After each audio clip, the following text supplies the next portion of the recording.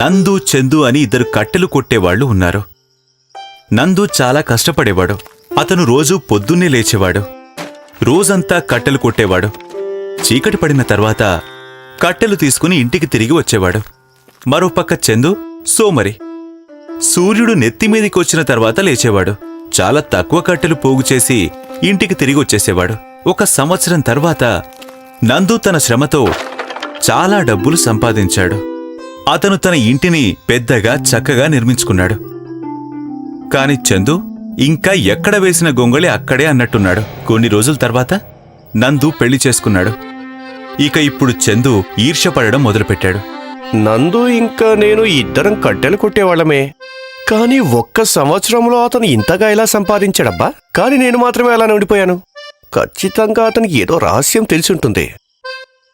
ఇతను అసలు ఏం మాయలు చేస్తున్నాడో ఏమో. పెళ్లైన తర్వాత కూడా నందు రోజూ పొద్దున్నే సూర్యోదయంతో నిద్రలేచేవాడు. కట్టెలు కొట్టడానికి వెళ్ళిపోయేవాడు. వెళ్ళిపోయాడు మహానుభావుడు. ఇతనికి కొంచెం కూడా సరదాగా ఉండడం తెలీదు. నేను ప్రశాంతంగా వెళ్తాను. అలా చందు మళ్లీ పడుకొనిపోయాడు. నందు అడవిలో నడుస్తూ నడుస్తూ ఒక చెరువు ఒడ్డుకు చేరుకున్నాడు. ఈ చెట్టు చాలా బావుంది. దీని చెక్క కూడా చాలా లావుగా ఉంది. దీన్ని నరుకుతాను. నందు చెట్టు మీదికెక్కి అతనొక కొమ్మని నరకడం మొదలుపెట్టాడు. కొమ్మ నరుకుతూ నరుకుతూ ఉండగా నందు చేతిలో నుంచి అతని గొడ్డలు జారిపోయి పక్కన ఉన్న చెరువులో పడిపోయింది. అయ్యో, ఏంటిది? అతను చెట్టు దిగి కిందికి వచ్చి తర్వాత, నా దగ్గర కేవలం ఒకే ఒక గొడ్డలుంది. ఇప్పుడు నేను ఏం చెయ్యను? చెట్లు ఎలా నరకను? కట్టెలు కనుక కొట్టకపోతే... నందు చాలా దిగులు పడ్డాడు. అతను అక్కడే చెరువు ఒడ్డున కూర్చుని దేవుణ్ణి వేడుకోవడం మొదలుపెట్టాడు. ఓ జలదేవా, నాకు సహాయం చెయ్యి. అప్పుడే, నందు, నేను నీకు ఏ రకంగా సహాయం చేయగలను? నా గొడ్డలి చెరువులో పడిపోయింది. దయచేసి మీరు నాకు అది తెచ్చి ఇవ్వండి. ఆ గొడ్డలి నాకు చాలా విలువైన వస్తువు. జలదేవుడు నీటి లోపలికి వెళ్ళిపోయాడు. అలా కొంచెం సేపటి తర్వాత అతను బంగారు గొడ్డలి తీసుకుని తిరిగొచ్చాడు. ఇదిగో నందు, నీ గొడ్డలి. ఇది నా గొడ్డలి కాదు, ఇది బంగారు గొడ్డలి కదా. మీరు నాకు నా గొడ్డలి తెచ్చివ్వండి చాలు. జలదేవుడు మళ్లీ నీటి లోపలికి వెళ్ళిపోయాడు. ఇక ఈసారి అతను తిరిగి వచ్చినప్పుడు అతని చేతిలో ఒక వెండి గొడ్డలి ఉంది. అయితే ఖచ్చితంగా ఇది నీ గొడ్డలే అయ్యుంటుంది. లేదు లేదు ప్రభూ, ఇది వెండి గొడ్డలి కదా. నా గొడ్డలి ఇనుము ఇంకా చెక్కతో తయారు చేయబడి ఉంటుంది. మళ్లీ ఒకసారి జలదేవుడు నీటి లోపలికి వెళ్ళిపోయాడు. ఇప్పుడు అతను నందు గొడ్డలి తీసుకువచ్చాడు. నందు తన గొడ్డలిని చూసి చాలా సంతోషించాడు. అవును, ఇదిగో ఇదే నా గొడ్డలి. తీసుకో.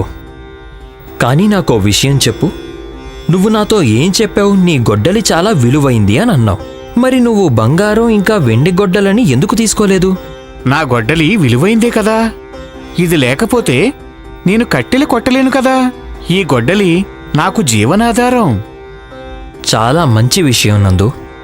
నువ్వు శ్రమని నీ జీవనాధారం అనుకున్నావు. పైగా నీలో అనువంతైన అత్యాశ కూడా లేదు. ఇదిగో, ఈ బంగారు, ఈ వెండి గొడ్డళ్ళని నీ స్వచ్ఛమైన మనసుకి బహుమతులుగా ఇస్తున్నాను. ఎల్లప్పుడూ సంతోషంగా ఉండు. నందు గొడ్డలి తీసుకుని జలదేవునికి నమస్కారం చేసుకుంటాడు.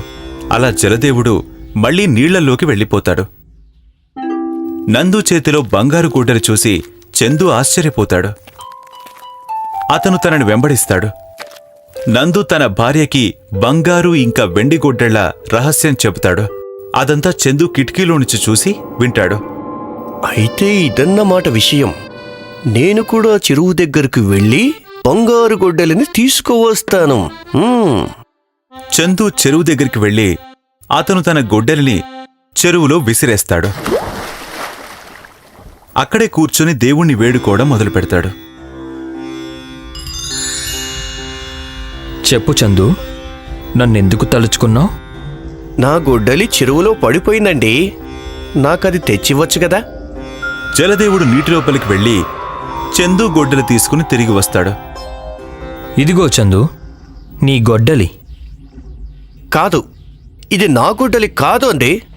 జలదేవుడు మళ్లీ నీటి లోపలికి వెళ్తాడు. వెళ్లి వెండి గొడ్డలి తీసుకుని తిరిగి వస్తాడు. చందు మళ్లీ కాదు అంటాడు. అప్పుడు జలదేవుడు బంగారు గొడ్డలి తీసుకుని వస్తాడు. చందు చాలా సంతోషించి అప్పుడు అవునవును, ఇది నా గొడ్డలే. అవును, నువ్వు చాలా అత్యాసపరుడవి చందు.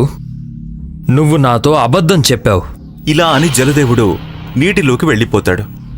అయ్యో నా గొడ్డలి, నా గొడ్డలి, నన్ను క్షమించండి. అబద్ధం చెప్పినందుకు చందుకి శిక్ష పడింది.